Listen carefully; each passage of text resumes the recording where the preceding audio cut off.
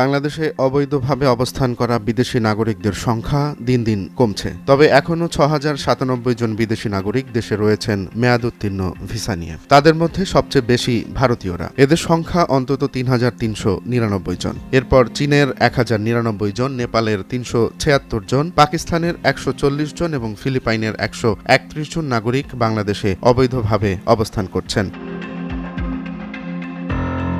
কিন্তু ৩ মাস আগেও সংখ্যাটা ছিল আরও বেশি। ৪৯,২৬৫ জন অবৈধভাবে অবস্থান করছিলেন বাংলাদেশে। বর্তমান সরকারের কঠোর নজরদারি, অভিযান আর জরিমানার ফলে মাত্র ৩ মাসে দেশ ছেড়েছে ৪৩,১৬৮ জন অবৈধ বিদেশি নাগরিক। এখানেই শেষ নয়। অবৈধভাবে বসবাস করা বিদেশিদের থেকে গত ৩ মাসে জরিমানা আদায় করা হয়েছে ৪০ কোটি ২৭ লাখ টাকা। শুধু জানুয়ারিতেই এসেছে ৩২ কোটি ৫৩ লাখ টাকা। কিন্তু প্রশ্ন হলো, কিভাবে এরা অবৈধ হয়ে গেল? অনেকে পর্যটক ভিসায় এসে থেকে গেছেন, অনেকে স্টুডেন্ট বা কর্মসংস্থান ভিসায় এসে মেয়াদ বাড়াননি। আবার কেউ কেউ নতুন পাসপোর্ট ও ভিসা নিলেও সেই তথ্য আপডেট হয়নি ইমিগ্রেশন সিস্টেমে।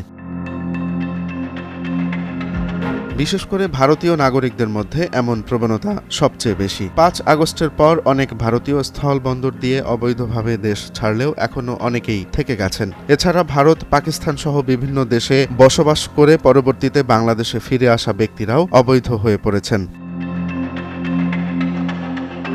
সরকার বিদেশি নাগরিকদের মধ্যে অবৈধভাবে বাংলাদেশে অবস্থানকারীদের বিরুদ্ধে কঠোর অবস্থান নিয়েছে। ৩১শে জানুয়ারির মধ্যে বৈধতা না নিলে আইনি ব্যবস্থা নেওয়ার হুঁশিয়ারি দেওয়া হয়েছে বেশ কয়েকবার। অবৈধ বিদেশিদের শনাক্তে তদন্ত চলছে সারা দেশে। রাজধানী থেকে শুরু করে জেলা পর্যায়েও চলছে বিশেষ অভিযান।